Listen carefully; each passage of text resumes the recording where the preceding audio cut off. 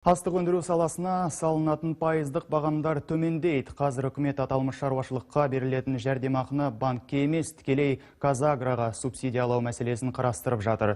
Жоба мақұлданса, пайыздық бағам 7%-дан 5%-ға дейін төмендейді. Бұл туралы Қазақстан Республикасының премьер-министрінің бірінші орынбасары Бақытжан Сағынтаев мәлімдеді. Сонымен қатар, ауыл шаруашылығы саласында еңбек етіп жүрген кәсіпкерлермен бас қосқан кәсіпкерлер ұлттық палатасының басшысы Тимур Құлбаев кәсіпкерлерге жұмылып билікке бағытталған нақты ұсыныстар әзірлеуді тапсырды.